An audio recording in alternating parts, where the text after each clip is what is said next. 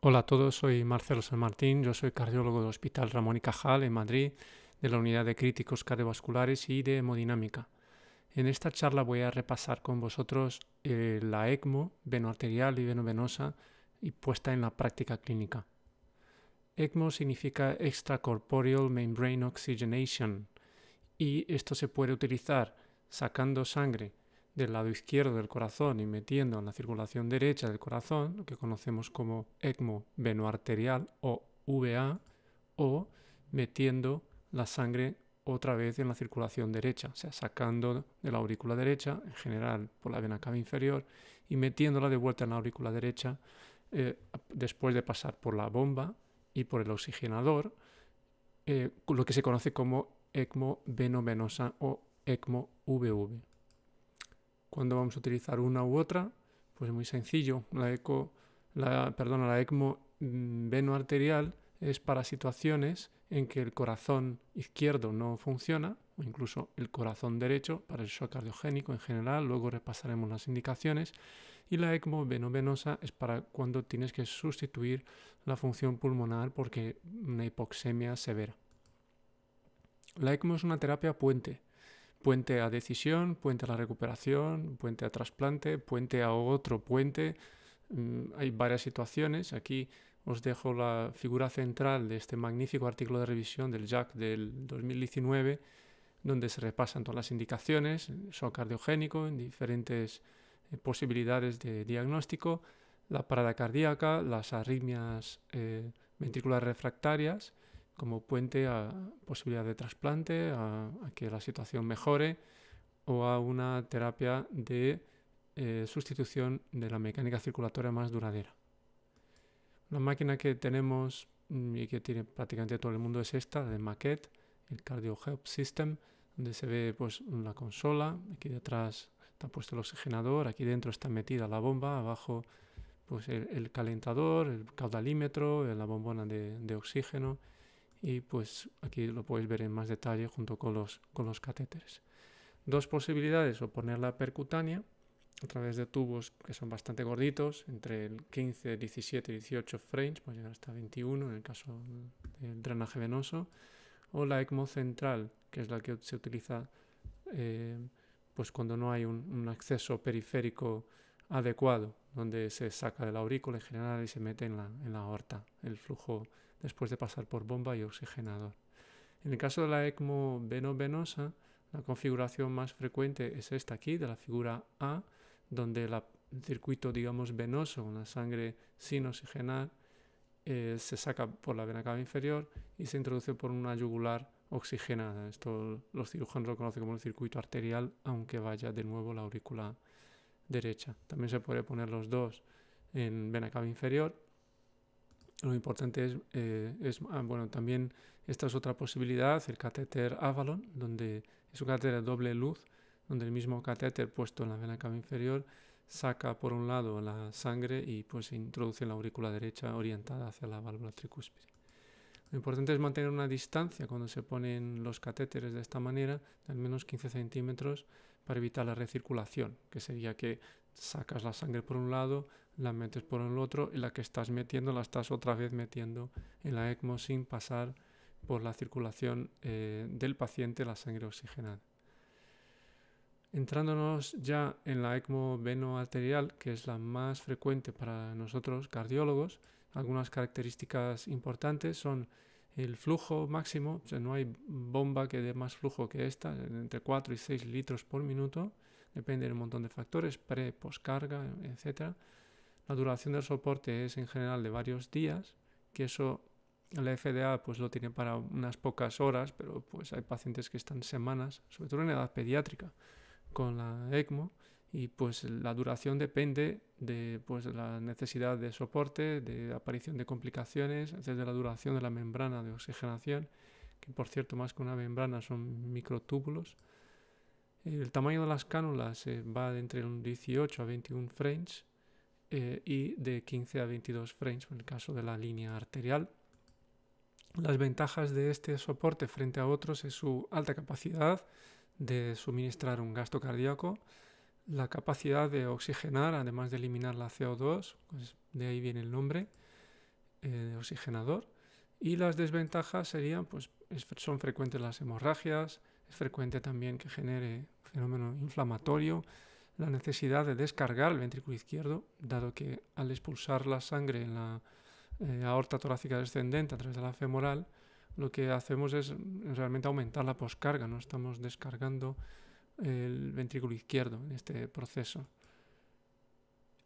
Las indicaciones podríamos dividirlas en dos grupos: la ECMO en parada, y en estos casos se pone la ECMO a todo correr en un paciente que está durante parada cardiorrespiratoria, mientras se hacen las compresiones torácicas, idealmente en la práctica con un dispositivo Lucas, pero no es esencial. En este caso, pues varios protocolos. Lo importante aquí es valorar realmente la expectativa de vida, la posibilidad de recuperación neurológica. La mayoría de los protocolos excluyen pacientes de edad avanzada. Si la PCR pues es en pacientes con ritmo desfibrilable, son los que más probabilidades tienen de recuperación neurológica, y que el inicio de la reanimación, aunque sea por bystanders, sea antes de los 5 minutos de inicio de documentar la parada. O sea que lo típico es la parada intrahospitalaria. En el shock cardiogénico, pues las posibilidades más frecuentes son postcirugía cardíaca, un infarto extenso con falla de bomba o con ruptura de septo interventricular, una miocarditis fulminante, el TEP masivo y la taquicardia ventricular refractaria o tormenta arrítmica.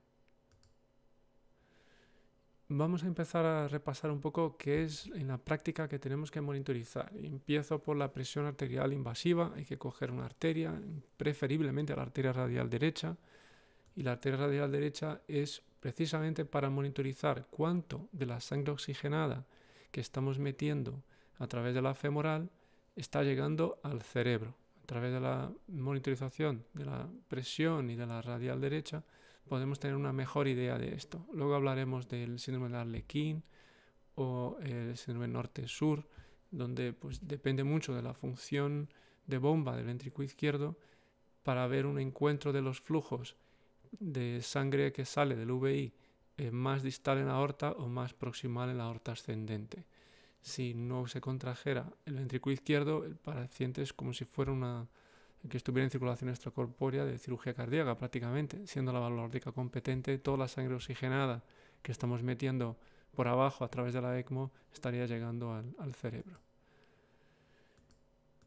Mientras si el ventrículo izquierdo no es tan malo y hay algo de gasto anterógrado, entonces estaríamos con la posibilidad de meter sangre mal oxigenada por congestión pulmonar, por distrés o por atelectasias, cualquier problema pulmonar del paciente, a la aorta torácica ascendente, y esto generaría hipoxia, mejor dicho, en los tejidos pues del diafragma para arriba, incluyendo el cerebro.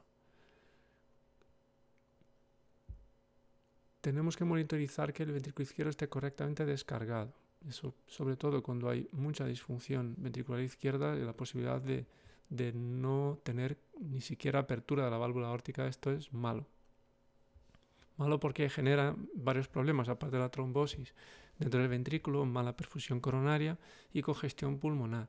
¿Cómo podremos vigilar la congestión pulmonar? No suele ser tan difícil si vigilas la oxigenación, depende de los pulmones del propio paciente, es decir, la de la radial derecha, o a través de monitorización directamente de la saturación encefálica. También un ecocardiograma es obligatorio, y pues hacemos ecocardiograma todo el rato, todos los días por lo menos en estos pacientes.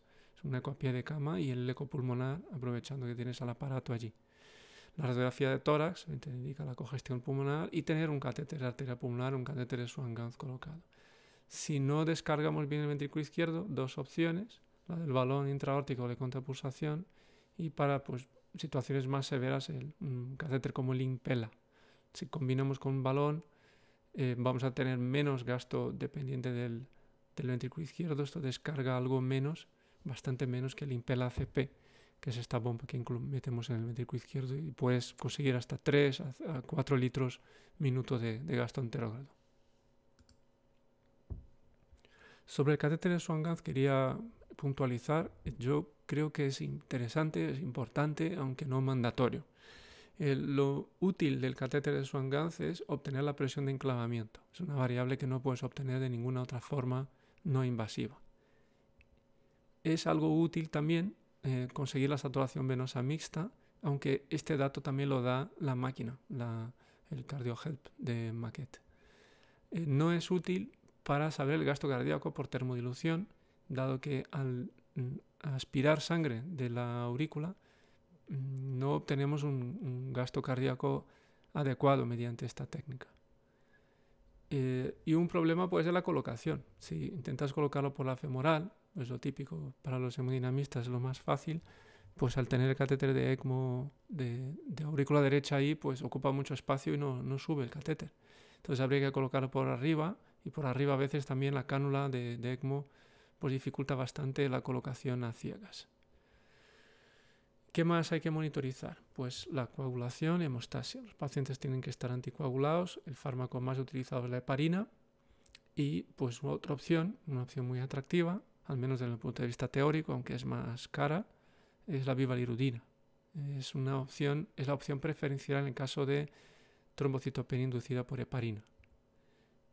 Por lo tanto, hay que monitorizar el ACT, que solo tienes a pie de cama, pero los datos son muy variables. El sacar un ACT de 180, que digamos sería adecuado para un flujo habitual, cuanto más bajo es el flujo, más importante es la anticoagulación. Aunque ese valor de ACT, como digo, es muy variable. Podría ser realmente de 150 o de 210. Y mucha gente está dejando de utilizar el ACT por ser poco fiable. Lo mejor es utilizar, por lo tanto, el APTT, que tiene que estar 1,5 veces por encima del valor de referencia, o la actividad anti-10A, mejor aún, que sería de 0,3 a 0,7 unidades internacionales por mililitro. Y hay que monitorizar todos los demás detalles, el típico de paciente en shock, el paciente séptico, el lactato, para saber que si estamos perfundiendo bien los tejidos, la PCR, incluso porque la temperatura está enmascarada y no puede haber una sepsis, y es un parámetro que te ayuda a orientar la hemoglobina, bueno, en fin, todos los parámetros, los iones en caso de nutrición. Tenemos también que monitorizar desde el punto de vista neurológico, porque muchos de los pacientes estaban muy malitos, en shock, o han estado con hipoxemia o hace ictus, secundario a todo lo que tenemos metido dentro del cuerpo. El miembro donde tenemos colocado la cánula arterial es importante documentar que no haya isquemia, y para evitar la isquemia de rutina ponemos una cánula anterógrada pinchada mediante control ecográfico para poder conectar a la línea arterial de la ECMO y perfundir de esta manera el miembro. Si no haces esto, es más que seguro la isquemia del miembro con la cánula arterial. Con la cánula venosa a veces se forman edemas, pero en general eso no es un problema en la pierna, es un problema que hay que vigilar más en el caso de la axilar. El sangrado local es frecuente, y la colaboración con los cirujanos es esencial en lograr hemostasia. Aquí un detalle de la cánula anterógrada. Y pues algo que da mucho la lata es la necesidad de tener un relleno venoso muy adecuado, con lo cual estos pacientes hay que meter mucho líquido en forma de cristaloides, coloides, en transfusión, para que el sistema tenga una adecuada presión y pueda succionar de la aurícula derecha lo suficiente para mantener un gasto cardíaco. Este es un ejemplo de cómo se ve el catéter venoso cuando hay succión, que hace ese bamboleo, este scattering del catéter, aparte de que salta la alarma en la consola del dispositivo. Vamos a repasar ahora brevemente la ECMO venovenosa, en donde los cardiólogos tenemos mucho menos experiencia, pero en esta época de la epidemia COVID se hace mucho más importante tenerlo en cuenta. Esta tabla está sacada del documento de consenso de la Sociedad de Anestesiología, Sociedad Española de Intensivos, de Infecciosas, sobre los criterios de tratamiento con ECMO en COVID. Es muy similar a lo que se viene haciendo en el distrés respiratorio. Es una PAFI menor de 60 en pacientes con FiO2 altas durante al menos 3 horas e hipoxemia refractaria, o una hipercapnia descontrolada. La mayoría de las veces en los casos de pacientes COVID es un distrés respiratorio. Lo que vamos a aplicar es una ECMO venovenosa en situaciones de insuficiencia respiratoria grave, a pesar de pronación, a pesar de todas las medidas con el respirador. Los centros que no tienen disponible la ECMO podrían trasladar los pacientes a centros con disponibilidad de ECMO en caso de estos parámetros que veis en la diapositiva.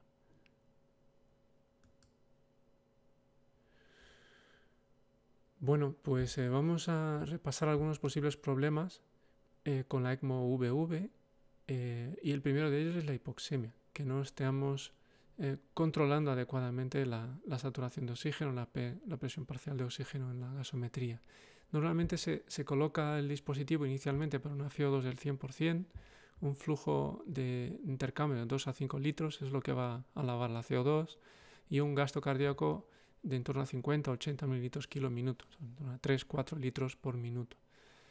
Se aplica una ventilación lo más protectora del pulmón posible, o sea que con una presión diferencial entre la presión meseta y la PIP inferior a 15, o a driving pressure, el volumen tidal incluso 4 mililitros por kilo, muy bajito, la presión plató menor de 25 siempre, mantener los alvéolos abiertos con una PIP de 10, una FiO2 menor de 50 siempre que posible, y con esto se va retirando el bloqueo neuromuscular y poco a poco se va subiendo la saturación de oxígeno en la mayoría de los pacientes. A veces hay problemas, tenemos que repasar la FiO2 del circuito, tenemos que repasar cuál es la relación entre el flujo que da la ECMO y el flujo que da el corazón del paciente. Claro, si da demasiado flujo su corazón, poco flujo a través de la ECMO, va a entrar poca sangre oxigenada en la circulación. La demanda metabólica, o sea, un aumento importante en el consumo de oxígeno, se refleja en la hipoxemia, eso más típico es en la sepsis, la función pulmonar que le queda al pulmón del paciente y el fenómeno de recirculación. En el ejemplo de la figura que os había puesto, que está sacado de un Twitter, veíais, yo lo puse para el tema de la presión venosa, veíais que la saturación venosa mixta es bastante alta, 81%. La mayoría de las veces que ocurre esto es que el aparato está chupando de su propia oxigenación, con lo cual es importante la recolocación de las cánulas, mantener una distancia mínima entre una y otra para evitar este problema. Y otro aspecto es valorar que el flujo de la ECMO sea superior al flujo del corazón, y por eso se mantiene un gasto relativamente alto, que no es lo que necesita el corazón del paciente, pero sí para poder incluir la sangre oxigenada que sale del dispositivo, del oxigenador. A veces, según las revisiones que he visto, pues hay que intentar reducir el gasto propio, pues evitando la hipertermia. Esto no es un problema habitual con la propia ECMO, manteniendo una sedación, una analgesia adecuada y en algún caso incluso administrando un betabloqueante de acción rápida como el esmolol. También puede haber fallos en relación al oxigenador. O sea, el oxigenador se estropea, por ejemplo, con emulsiones lipídicas a alta concentración durante varios días y pues se puede cambiar. La gente que tiene experiencia cambia esto en un minuto, menos de un minuto. Fallos del circuito, porque esté sangrando, tener cuidado con la entrada de aire, trombosis, las pinzas para poder clampar las cánulas tienen que estar siempre a mano. En cuanto a cuál es la hemoglobina óptima que hay que mantener al paciente, no se sabe porque no hay un ensayo clínico que nos orienta. La mayoría de los centros en los protocolos utilizan niveles algo más elevados que en otras situaciones. Por ejemplo, si el umbral es de 7 o es de 8, aquí suelen utilizar umbrales de 9 o 10. Eso particularmente yo no lo tengo claro. Yo creo que hay otras formas de evaluar la perfusión tisular. Si es adecuada, pues está bien. Pues intentar evitar la transfusión de sangre es siempre interesante. Y tener en cuenta que la ECMO puede enmascarar fiebre y pues tener que observar otros parámetros para vigilar la sepsis. La hemostasia, es importante mantener el control de la anticoagulación mediante APTT o antifactor 10A.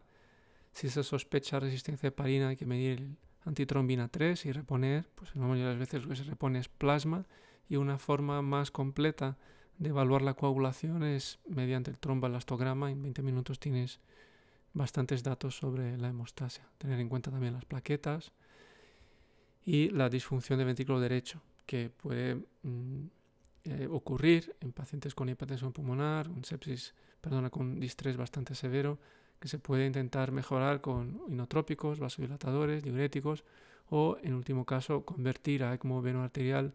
En este caso necesitaríamos una cánula probablemente axilar porque el corazón izquierdo del paciente estaría funcionando bien. Y el destete, pues en unas breves palabras, es diferente. Con el ECMO venoarterial, cuando el problema es el shock cardiogénico, el gasto cardíaco, lo que hacemos es reducir progresivamente el flujo de la ECMO.